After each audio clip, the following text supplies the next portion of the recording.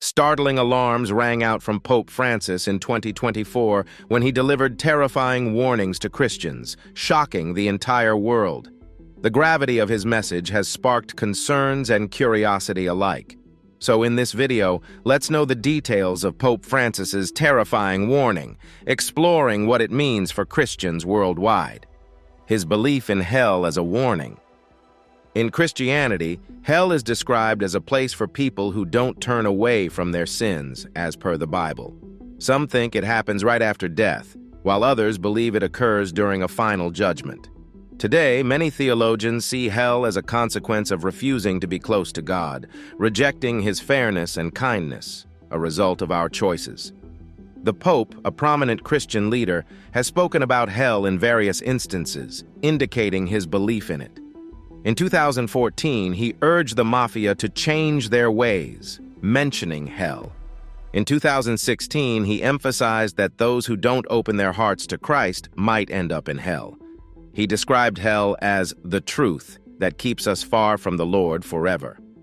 Once in 2015, a girl asked the Pope why hell exists if God forgives everyone. The Pope appreciated the question and explained hell as a choice, a proud angel's choice to be far from God, rejecting forgiveness. Hell, he said, is when we choose to be distant from God because we don't want His love. It's a decision we make, not something God forces upon us. Modern theologians generally agree with the Pope. They say hell isn't about fire and scary things, but our choices. It's our way of saying no to God and love. If we believe in having the freedom to choose, we must acknowledge the concept of hell. When we close our hearts to love, we are essentially choosing hell for ourselves. In this understanding, hell is like being without love, friends, and connection. God didn't create hell. We brought it upon ourselves through our choices. Then he also talked about the Antichrist's arrival, describing various theories. He first stated the rich billionaire theory about the Antichrist, which revolves around the idea that this ominous figure will be a super wealthy and influential individual. This theory suggests that the Antichrist might use immense riches to control governments and global systems, drawing inspiration from various biblical passages. In Revelation, there's this image of a beast rising from the sea with 10 horns and 7 heads, Revelation 13:1. People interpret these horns and heads as symbolizing different nations or power groups. In the rich billionaire theory context, the Antichrist could be seen as manipulating these structures, possibly tied to international corporations or exerting political influence across multiple countries. The biblical text also mentions how this beast gains authority over people, leading them to worship it due to its overwhelming power, Revelation 13:4. This highlights a wealthy individual's potential influence in today's society. Their vast wealth might allow them to shape public opinion, control media narratives, and even influence political leaders. Moreover, Revelation talks about economic control, where a second beast introduces a system involving a special mark for buying and selling, Revelation 13-16-17. In the rich billionaire theory, this could signify the Antichrist's ability to manipulate global finances or oversee critical technologies, granting them the power to establish economic regulations aligned with their objectives. Next comes the political leader theory. Yet another theory proposes that the Antichrist will emerge as a powerful global political leader capable of uniting nations under a single government. Initially promising peace and prosperity, this leader ultimately diverts people away from their faith in God, aligning with biblical passages like Daniel 7:23-25. In Daniel 7:23-25, there's a mention of a distinct fourth kingdom that will dominate the entire world. This could symbolize the Antichrist's rule over a global government. The verse also hints at this kingdom's forceful or diplomatic control over many nations.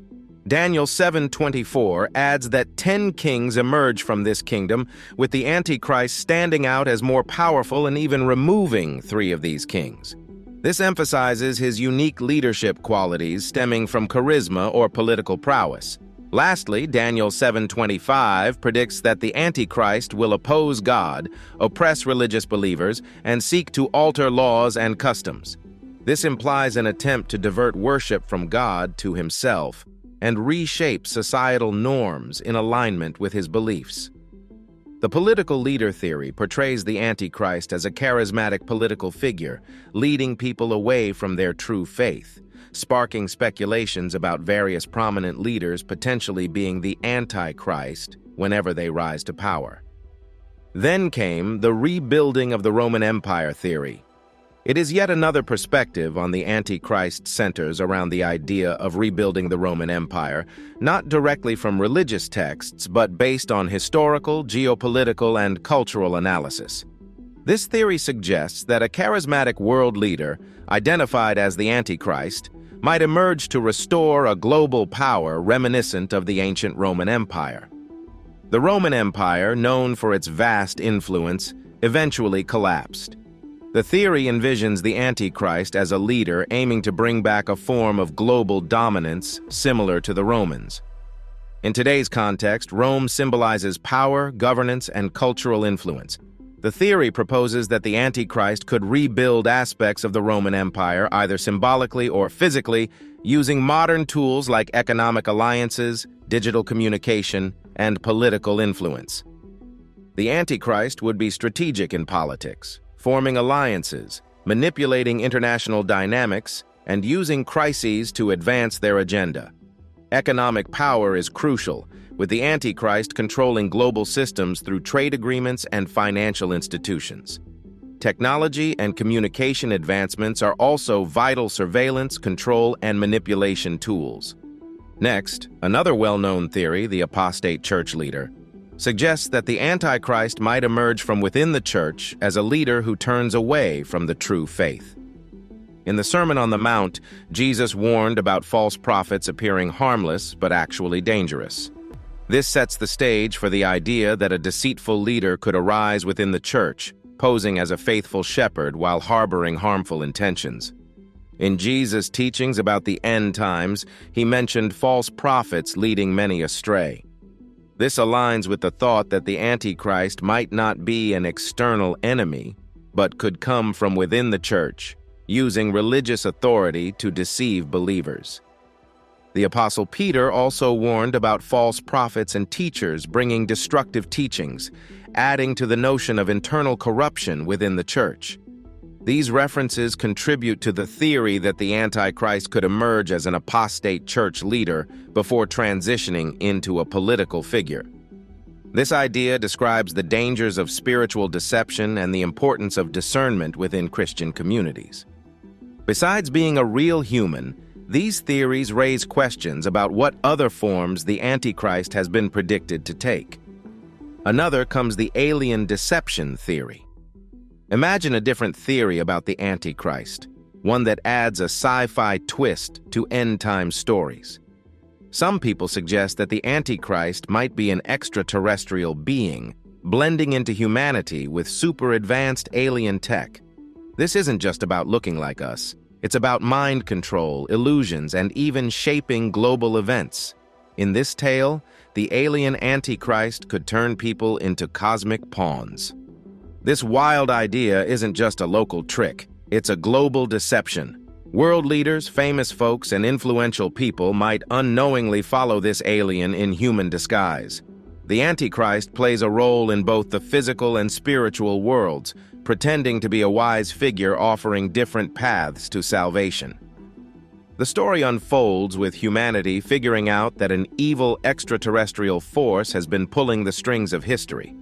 This makes us think hard about who we are, who we can trust, and what's right and wrong. This scenario messes with our understanding of how vulnerable we are and blurs the lines between what we know and what's a mystery.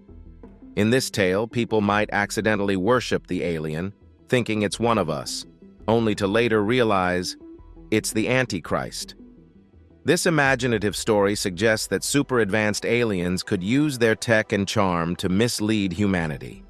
The alien might do things that seem like miracles, get a ton of love, and bring in cool new stuff, slowly causing a crisis of faith among its followers. This scenario describes the charismatic leadership, super cool alien tech, and how humans can be easily fooled. It makes us think about our beliefs and what happens when we blindly follow someone or something.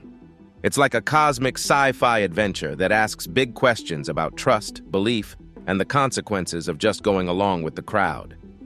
Finally comes the spirit of the Antichrist theory, suggesting the Antichrist could be connected to super-advanced technology and artificial intelligence. This theory focuses on how this Antichrist-like figure might trick and control people, similar to what's described in the book of Revelation. So, the Antichrist hasn't shown up on the world stage yet, but his influence is already here. We need to be alert and smart, recognizing the signs and protecting ourselves from his impact. The Bible warns us about the Antichrist in 1 John 4:3, saying that anyone who doesn't acknowledge Jesus isn't from God. This is the spirit of the Antichrist, and it's already active in the world. When we look at our world today, we can see it going in a certain direction, with signs that the spirit of the Antichrist is becoming more visible. We must notice these signs and stick to God's teachings. One clear sign of the Antichrist's influence is the rise of secularism and the rejection of God's moral values. People are becoming more focused on themselves, putting their wants first, and often ignoring the well-being of others. This self-centered attitude goes against Jesus' teachings of love and selflessness. The Antichrist spirit thrives in a world that values human desires over God's plan and what's right. The spirit of the Antichrist is already at work in our world today. The Apostle John mentioned the Antichrist and how there would be signs leading up to his arrival, all influenced by the same spirit. Just as believers can be filled with the Holy Spirit, some people can be influenced by the spirit of the Antichrist. We can see a decline in respect for Jesus Christ and increased anti-God feelings in society. This is shown in growing lawlessness, a trend that's becoming more noticeable over time. For example, in the past, you could find Bibles in American classrooms and UK hotel rooms. But now, Bibles are disappearing from public spaces, and the fear of God is declining worldwide. All of this is making the path for the arrival of the Antichrist. Some may think that when the Antichrist comes, he'll have to make big changes to the world, but that's not necessarily true. When he does arrive, the world will already be ready for him. The spirit of the Antichrist is working in the world, leading to a decline in the fear of God. This shift is a sign of the times, as Jesus mentioned in the Bible. So, with these things, is the Pope the false prophet? Some Catholics think that Pope Francis might be the last pope, as predicted by an old Catholic saint named Saint Malachy. Saint Malachy, who lived in Ireland in 1140 AD, made prophecies about future popes. He said there would be 112 popes after his time, and the final one would be called Petrus Romanus, or Peter the Roman, ruling during Judgment Day. This prediction stayed hidden until 1590, when it was first published. Recently, Pope Francis has caught attention because some believe he fits Saint Malachy's prophecy as the 112th pope. Saint Malachy's prophecies have been talked about for centuries, and came back into discussion when Pope Benedict XVI resigned. People often mention quotes and events during Pope Francis's time to explain why some worry about him. You can find these quotes and incidents in regular news sources, easily checked through Google searches. While these worries exist, it's crucial to know that interpretations of prophecies can differ, and keeping faith in Jesus Christ should be the core of one's beliefs. Instances defining Pope Francis as a false prophet. There are some things that some people think show Pope Francis might not be a true prophet. In 2013, Pope Benedict XVI said he would step down, and lightning hit the St. Peter's Dome right after that. In his first talk, Pope Francis jokingly asked God for forgiveness for being chosen. Some saw this as a bad sign. Masonic lodges congratulated him and said big changes were coming. He once said he wanted chaos and trouble in the dioceses. Pope Francis also saw the miracle of Jesus multiplying bread and fish as just sharing, not a miracle. Pope Francis said that even atheists who do good things can be saved, which surprised many. He also made a strange comparison, saying the Holy Spirit is like an apostle of Babel. He made some puzzling remarks about the Virgin Mary, suggesting she might have felt tricked. In 2014, Pope Francis did something surprising. He hosted the first ever Muslim and Jewish prayers and Quran readings at the Vatican. He even sent a message to evangelicals through preacher Kenneth Copeland using an iPhone. During a ceremony, his peace doves were attacked by birds. Pope Francis made statements that raised questions about his language. He accidentally used a strong curse word. He said the Catholic Church shouldn't reject gay marriage and compared Islamic terrorists to Christian fundamentalists. He even talked about baptizing aliens during interfaith meetings. When Pope Francis visited Jordan, there was an earthquake near the Israel border. He met with televangelists Joel Osteen and Kenneth Copeland at the Vatican. He believed in the compatibility of evolution and creation and prayed in Istanbul's Blue Mosque, standing next to a Muslim leader. In 2015, Pope Francis said lost souls don't go to hell, which goes against traditional Catholic beliefs. He made jokes about Jesus' crucifixion and suggested that Jesus begged his parents for forgiveness. He met with a transgender person known as the Devil's Daughter and wondered why children suffer, saying there are no easy answers. During a mass in Paraguay, at least 14 people were bitten by snakes. Pope Francis spoke about Jesus being disobedient when he was young and suggested that Jesus had to ask Mary and Joseph for forgiveness. He admitted to not having answers about why children suffer and pointed to the crucifix as the response. Pope Francis made a statement about the Holy Spirit creating differences among churches, comparing the Spirit to a false prophet. In 2015, Pope Francis made a strange statement to youth in Nairobi, Kenya, saying he always carries a rosary to pray and the history of God's failure. He repeated this in New York, saying that Jesus' life ended in failure on the cross. Some found these statements unusual, suggesting a different perspective on faith. In 2016, Pope Francis made headlines for a video where he talked about his prayer intentions. This video showed symbols from different religions like Muslim prayer beads, a Buddha statue, and a menorah. But surprisingly, there was no cross. He hinted that John the Baptist doubted Jesus as the Messiah, questioned the Christian faith of a U.S. presidential candidate, and praised someone supporting abortion rights. Pope Francis made comparisons between the Islamic conquest and Jesus' words in the Gospel of St. Matthew. He referred to Mother Earth as the giver of life, said Jesus knew temptation in himself, raised St. Mary Magdalene's memorial to the rank of an apostle, and asked for forgiveness from the gay community on behalf of the Church. He also connected talking about Islamic violence to Catholic violence. He emphasized building a society focused on the human person, discouraged trying to convince others of one's faith, and called inequality the biggest evil. He suggested that God had weakness and a bad memory, implying God was unfair to his son. There were reports of him mentioning possibly splitting the Catholic Church. In 2017, Pope Francis made some big moves, like appointing a Protestant pastor as the editor of the Argentinian Holy See's newspaper. He said that Jesus served all and gained authority through service. However, he recorded a Super Bowl video message without mentioning God, which surprised many. Pope Francis controversially denied the existence of Islamic terrorism and allowed seminarians to leave if they disagreed with him. He also seemed to downplay Jesus' stance on divorce.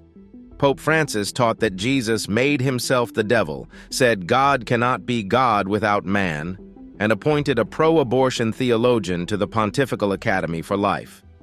He declared that the Vatican II liturgical reform was irreversible, but claimed that the most minor sins are those of the flesh. In an unusual remark about the Holy Trinity, he joked that they argue behind closed doors while portraying unity externally. Finally, is he the Antichrist? Some people have ideas about the Antichrist, a figure expected to be powerfully evil during the end times. Some folks believe this figure might be a pope, especially those from the Roman Catholic Church. In history, during the time of the Protestant Reformation, people like Martin Luther thought the Pope of their time was the Antichrist. Even recent popes like John Paul II and Benedict XVI faced these claims. The current Pope, Francis I, might also be seen this way. But why is this happening? Is there anything in the Bible that suggests a pope could be the Antichrist? People link the Pope to the Antichrist based on a verse from the Bible, Revelation 17:9. This verse talks about an evil system represented by a woman on a beast, saying, "The 7 heads are 7 hills on which the woman sits." Long ago, Rome was called the city on 7 hills because it's surrounded by 7 big hills. So the thought is that this system must have a connection with Rome. The Roman Catholic Church is in Rome, so they say it could be linked to the Pope. In the Bible, many passages are talking about an Antichrist who will lead an anti-God movement in the end times.